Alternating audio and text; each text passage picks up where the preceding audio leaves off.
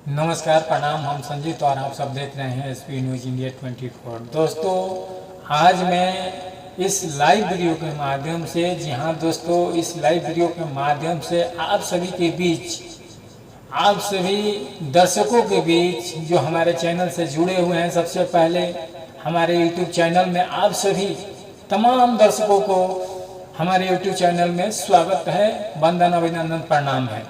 दोस्तों, आज मैं लाइव वीडियो के माध्यम से आपको एक कहानी सुनाना चाहता हूं दोस्तों। तो दोस्तों, बढ़ते हैं कहानी की तरफ। ये कहानी है 4 युगों की। जी हाँ दोस्तों, 4 युगों की कहानी है। आपने सुना होगा कि सतयुग, त्रेता युग, द्वापर युग और कलयुग, ये 4 युग हैं दोस्तों। और इस चारों युगों की कहानी है दोस्तों। तो एक समय की बात है दोस्तों कि चारों युग, सतयुग, त्रेता युग, द्वापर युग और कलयुग, ये चारों बैठे हुए थे। और बैठे बैठे ये आपस में इन लोगों की बातचीत होते होते विवाद खड़ा हो गया। विवाद खड़ा जब हुआ तो सभी लोग बोलने लगे कि मैं बड़ा तो मैं बड़ा, मैं बड़ा तो मैं बड़ा। सतयुग बोला है, अरे मूर्खों, मैं बड़ा हूं आप सबसे। क्यों बड़ा हूं? कि मेरा जो काल चक्र है, जो मेरा समय है, हमारे युग में लोग 21 हाथ के होते हैं। तुम्हारे समय में उतना बड़ा बड़ा बलवान लोग नहीं हुए हैं। त्रेता युग बोला, हमारे भी युग में जो लोग हुए हैं, जो हमारे युग में लोग हुए हैं, वो भी बहुत बड़े बड़े बलशाली हुए हैं। सेम वैसा ही द्वापर भी बोला कि मैं बड़ा हूँ, कलयुग भी बोला कि मैं बड़ा हूँ। ऐसे करते करते आपस में लोग झगड़ा, बहुत बड़ा झगड़ा हो जाता। तब तक उसी में से कलयुग ने बोला कि हम लोगों के आपस में झगड़ा करने से कोई फायदा नहीं, हम लोग इसका कोई हल नहीं निकाल सकते कि हम चारों में बड़ा कौन है। इसका हल तो भगवान शिव ही निकाल सकते हैं, क्योंकि वो आदि और अनंत हैं। वही सब कुछ जानते हैं, वही बता सकते हैं। चलिए हम लोग वहीं पे चलते हैं भगवान शिव के पास, और वही बताएंगे कि हम चारों युगों में बड़ा कौन है। चारों युग आपस में मंथन करके, राय करके, चारों युग हिमालय पर्वत पर जाते हैं। और हिमालय पर्वत पर पहुंचने के बाद जैसे ही वो प्रवेश करना चाहते हैं हिमालय पर्वत के अंदर भगवान शिव के दर्शन करने के लिए, तब तक जो पहरेदार होता है वो रोक देता है कि आप लोग कौन हैं और किनसे मिलना है। तो ये चारों भाई बोले कि हम लोग चारों युग हैं, सतयुग, त्रेता युग, द्वापर युग और कलयुग, चारों भाई हैं और भगवान शिव से मिलना चाहते हैं। तो जो नंदी जी हैं उन्होंने गए और जा करके भगवान शिव से बोले कि चारों युग आए हुए हैं, आपसे मिलना चाहते हैं। तो शंकर भगवान ने बोला कि चारों युग को आदर सहित लेकर के आओ। नंदी जी गए और जा करके चारों युगों को, यानी चारों भाई को आदर सहित बुला करके अंदर लाए। चारों भाई अंदर आए और आ करके जैसे ही भगवान शिव के पास पहुँचे, चारों युग भगवान शंकर को प्रणाम किए। और भगवान शंकर जी जो है कि चारों युग को आसन दिए, सबको अपने अपने जगह पर बैठने का जगह दिए। सभी लोग अपने जगह पर बैठ गए और भगवान शिव बोले कि आप लोग का आगमन कैसे हुआ, क्यों हुआ? आप लोग तो स्वयं काल चक्र हो, क्या बात है? कौन सी ऐसी बात है जो आप लोगों को यहाँ आना पड़ा? सुनाइए। तो चारों युग बोलने लगे कि हे भोलेनाथ, हे शिव शंकर, हम चारों युगों में झगड़ा हुआ है इस बात को लेकर कि हम चारों युगों में बड़ा कौन है। और यही बात को लेकर के, ये इसी को जो है कि बताने के लिए आपके पास आए हैं और आप ही को बताना है कि हम चारों में सबसे बड़ा कौन है। जब ये बातें सुने भगवान शंकर तो उन्होंने बोला कि आप लोग तो स्वयं काल चक्र हो, आप लोग को क्या हम बताएं, लेकिन फिर भी अगर आप लोग आए हो हमारे दरबार में तो आप लोग का स्वागत है। तो हम कैसे बताएंगे आप चार लोगों में, चारों युगों में सबसे बड़ा कौन है। अपनी अपनी दलीलें सुनाओ, अपनी अपनी बातें सुनाओ कि आप लोग कैसे अपने आप में बड़ा हो। तो भगवान शंकर ने सबसे पहले सतयुग से बोला कि हे सतयुग, आप ही बताओ, आप सबसे बड़ा हो, बोल रहे हो कि सबसे बड़ा है, तो किस तरह से बड़ा हो, क्या कारण है कि तुम बड़ा हो, बताओ। सतयुग बोला, हे प्रभु, हमारे युग में बहुत बड़े बड़े बलशाली पराक्रमी योद्धा पैदा हुए हैं और हमारे युग में जो हमारे योद्धा की जो लंबाई होती थी 21 हाथ होती थी। हमारे युग में नरसिंह अवतार हुआ, वराह अवतार हुआ, मत्स्य अवतार हुआ, यानी इन सभी देवताओं का अवतार हुआ। तो इसके चलते हम जो है कि बड़ा है। ये बातें सुन कलयुग बोला कि हे प्रभु, किसी का 21 हाथ होने से या प्रभु का अवतार होने से वो तो बड़ा नहीं हो जाएगा ना। आदमी जो होता है, इंसान जो होता है, वो गुण से बड़ा होता है। तो हमारे हिसाब से तो इससे बड़ा आदमी नहीं हो सकता। तो शंकर भगवान कलयुग की बातें सुन बोले कि ये जो बात कलयुग बोल रहा है इसमें कहीं ना कहीं सत्यता है, सही है। फिर त्रेता युग से बोला, त्रेता युग भी बोला कि हाँ प्रभु, हमारे युग में भी बड़े बड़े बलशाली पराक्रमी योद्धा पैदा हुए हैं। हमारे युग में श्री राम अवतार, कुंभकर्ण अवतार, रावण अवतार। हमारे युग में 10,000 वर्ष लोग एज है, जो एज है हमारे लोग युग, जो हमारे युग में जो पैदा हुए हैं उनका 10,000 वर्ष आयु था। मैं बड़ा हूँ, इनकी भी बातें सुन लिए। फिर द्वापर युग से बोले, तो द्वापर युग जो है वो भी बोला, हे प्रभु, हमारे भी युग में बड़े बड़े पराक्रमी योद्धा जन्म लिए हैं। हमारे भी युग में श्री कृष्ण, कंस, पांचों पांडव और बलराम अवतार भी हुआ है। यानी हमारे भी युग में भगवान का अवतार हुआ है। तीनों की दलीलें सुनने के बाद भगवान शिव बोलते हैं कि तीनों की तो दलीलें हमने सुन ली, हे कलयुग, अब तुम बचे हो, जबकि तुम सबसे छोटे भी हो। तुम्हारी जो है लंबाई मात्र 3.5 हाथ है। द्वापर की युग की लंबाई 7 हाथ है, त्रेता की 14 हाथ है और सतयुग की 21 हाथ है। तुम तो ऐसे भी छोटे हो, लेकिन तुम परीक्षा देने के लिए तैयार हो।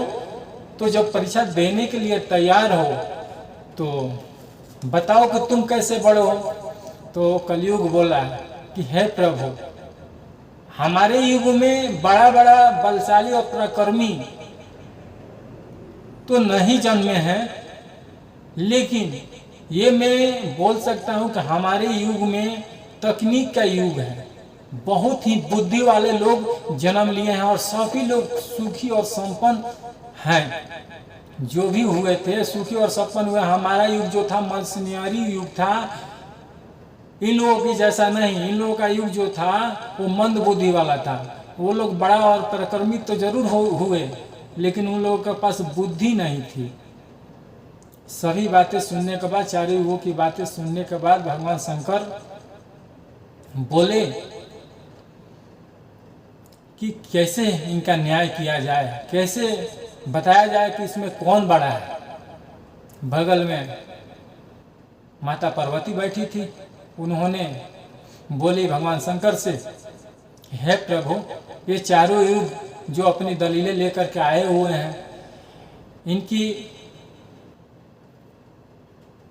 सवाल का जवाब आप ही दे सकते हैं। अगर नहीं देंगे तो फिर सृष्टि में भूचाल आ जाएगा, काल चक्र बदल जाएगा, बहुत परेशानी बढ़ जाएगी। प्रभु आप ही जो है कि इसका कोई हल निकालिए।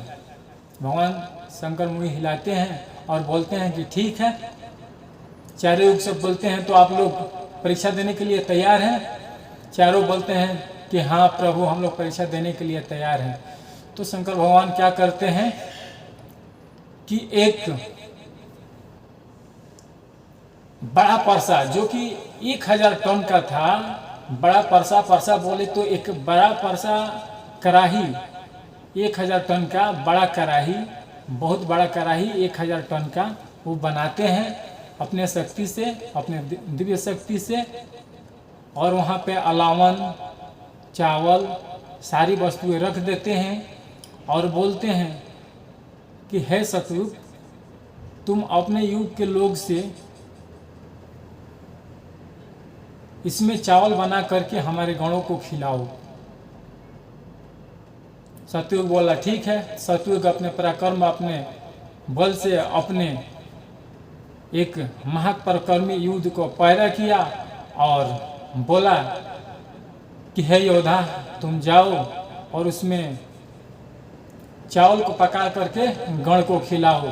वो पराक्रमी गया और जा करके, चूंकि जो परसा था, जो कढ़ाई था 1000 टन का था, लेकिन पहले के लोग चूंकि आप सुने कि बहुत बलशाली होते हैं, तो क्या किया, वो कढ़ाई का जगह बनाया और चूल्हा बनाया, मिट्टी का वो थाप करके और उस पर उठा करके वो परसा उठा करके रख दिया और चावल बना करके गण को खिला दिया। फिर वो वापस चला आया और जा करके बोला सतयुग से कि हमने अपना काम कर दिया प्रभु, बोलिए अब हम क्या करें। सतयुग बहुत खुश हुआ और पीठ थपथपाया और बोला कि ठीक है, अब आप अपने कार्यों में जाओ। फिर भगवान शंकर त्रेता युग से बोले। त्रेता युग भी अपने शक्ति से एक बड़े पराक्रमी योद्धा का जन्म दिया, पैदा किया और वो पराक्रमी पैदा हुआ और उसी तरह से वो भी कढ़ाई उठाया, चावल पकाया और सभी गणों को खिलाया। द्वापर युग भी ठीक इसी प्रकार से काम किया, वो भी एक पराक्रमी को पैदा किया, वो भी कढ़ाई को उठाया, चावल पकाया, अलावन वगैरह जला करके सभी गणों को खिलाया। तब जाकर के भगवान जो शिव हैं कलयुग को बोले कि इन 3 युगों ने तो अपने अपनी परीक्षाएं दे दी, जो कि तुम 3.5 हाथ के हो और फिर भी हार नहीं मान रहे हो। और ये जो परसा है 1000 टन का है और इसमें बदलाव भी नहीं होगा, इसको कम भी नहीं किया जाएगा, तो आप परीक्षा देने के लिए तैयार हो। तो कलयुग बोला हे प्रभु, परीक्षा होता है, आप हमें छोटा समझ करके आप यूं ही कोई निर्णय न लें, आप हमको मौका दें परीक्षा देने का। तो भगवान शिव बोले कि ठीक है, तुम भी अपने युग के आदमी को बुलाओ। तो कलयुग भी अपने शक्ति से अपने युग के आदमी को पैदा किया। वो आदमी आया और आदमी से कलयुग बोला कि हे योद्धा, हे हमारे कलयुग के आदमी, आपसे मुझे बहुत ही सहानुभूति है। आपको कैसे भी इस जो ये परीक्षा हो रहा है इसमें जीतना है और कार्य दिखाना है कि मैं किसी प्रकार से छोटा ना बनूं, नहीं तो आप हार जाओगे तो हमारी हार हो जाएगी और हम हमेशा के लिए छोटा हो जाएंगे। कलयुग का आदमी हंसते हुए बोला, हे कलयुग महाराज, आप हिम्मत छोटा ना करें, ऐसा कढ़ाई ये 1000 टन का एक है, हजारों भी टन का ऐसा रहेगा, हजारों रहेगा तो भी मैं किसी तरह से परीक्षा को मैं पास करूंगा और जीत हासिल करूंगा। आप हिम्मत ना हारे, मुझे आप आशीर्वाद दें ताकि मैं अपने कार्य में सफल हूँ। वो आदमी गया, चूंकि जो कड़ाही था, सिंह था, 1000 टन का था, उसको उठा भी नहीं सकता था, सब कुछ वहाँ रखा हुआ था। सभी लोग हंसने लगे कि यह कैसे इतनी बड़ी बड़ी बातें बोल रहा है कि आप हिम्मत ना हारे, मैं जरूर परीक्षा को पास कर लूँगा। त्रेता युग, सतयुग, द्वापर, ये तीनों हंसने लगे। भगवान शिव भी सोच रहे थे कि यह कैसे पास करेगा और इतनी बड़ी बड़ी बातें बोल रहा है। गया ये आदमी जा कर के जो पारसा था, जो कड़ाही था, उसके नीचे खुदाई चालू कर दिया। खुदाई करके उसके नीचे आग लगा दिया। जो जलावन था, जो लकड़ी था पासे में रखा हुआ था, उसको जला दिया और जला करके चावल परसा में डाल दिया। परसा में डाल करके चावल पका दिया और चावल पकाने के बाद जो गण थे, गण को जा करके बोला कि हे प्रभु, आप लोग में से 5 आदमी हमारी सहायता करें और आपस में ये मिल बांट करके खा लें, परोस करके खा लें, क्योंकि मैं परोस नहीं सकता, आपकी सहायता हमें चाहिए। 5 गण आते हैं और 5 गण आपस में परोस करके खाना खा जाते हैं। सब कुछ करने के बाद वो आदमी आता है कलयुग के पास और बोलता है कि हे कलयुग महाराज, मैंने अपना काम कर दिया। ये सभी देख कलयुग बहुत खुश हुआ और उस आदमी को, जो कलयुग का आदमी था, जिसको वो जन्माया था, कलयुग पैदा किया था, उसको हाथ थपथपाया और बोला कि आपने हमारी इज्जत रख दी, हमें छोटा होने से बचा दिया और ठीक है, आप अपने काम में जाओ। उसके बाद कलयुग बोला कि हे शंभु, हे भोलेनाथ, हे शिवदानी, अब आप अपना निर्णय सुनाइए।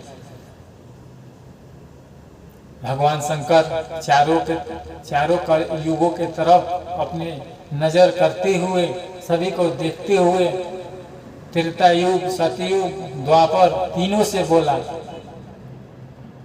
कि देखो सतयुग, तुम्हारा आदमी गया, चूल्हा बनाया, उसके ऊपर 1000 टन का जो परसा था, जो कड़ाही था, उसको उठा करके रखा, अलावन लगाया, उसके बाद खुद खिलाया। क्योंकि उसके पास फल था तो उसने उठा कर सतयुग के से बोले, हे सतयुग, तुम्हारे युग में भले ही बड़े बड़े परिक्रमी योद्धा जन्मे हों, हे त्रेता, तुम्हारे भी युग में भले बड़े बड़े पराक्रमी योद्धा जन्मे हों, द्वापर, तुम्हारे भी युग में भले ही बड़े बड़े पराक्रमी योद्धा जन्मे हों, सभी में भगवान का अवतार हुआ हो, सभी युगों में, मैं मानता हूँ। लेकिन उसी युग में रावण जैसे, कुंभकर्ण जैसे योद्धा जन्म लिए, उनको ये नहीं पता था कि हम राम जी से युद्ध लड़ रहे हैं, वो भगवान हैं, उनसे हम जीत नहीं सकते थे। तो आखिर क्यों हार गए? क्योंकि उनके पास बुद्धि नहीं था। तो बुद्धि नहीं होने के कारण वो भगवान राम से युद्ध किए और हार गए। तो हमारे कहने का अर्थ ये है कि भले ही बड़े बड़े योद्धा जन्म लिए हैं आप लोगों के युग में, लेकिन ये जो कलयुग है, कलयुग के युग में, ये जो युग है कलयुग, ये मशीनरी युग है, इसमें तकनीकी युग है, इसमें बड़े बड़े मशीनों का आविष्कार होगा, इसमें बड़े बड़े बुद्धिशाली मानव जन्मेंगे। भले ही वो 3.5 हाथ के हों, लेकिन बड़े बड़े दिमाग वाले आदमी होंगे। अच्छे अच्छे तकनीकों का आविष्कार होगा, ये मशीनों का युग होगा। तो इसलिए ये कलयुग आप सबसे बड़ा है, क्योंकि ये दिमाग से काम कर रहा है। और आपके युगों में जो आपके योद्धा थे, जो आपके आदमी थे, उन लोगों में बुद्धि की कमी थी। इसी कारण रावण मारा गया, कुंभकर्ण भी मारा गया। अगर उसके पास बुद्धि होता तो नहीं मारा जाता। तो इसलिए कलयुग आप सबसे बड़ा है। ये बातें सुन सतयुग, त्रेता युग और द्वापर तीनों लोग भगवान शिव को प्रणाम किए और इन बातों से सहमत होते हुए अपने अपने कार्य पे वापस लौट गए, अपने अपने धाम को चले गए।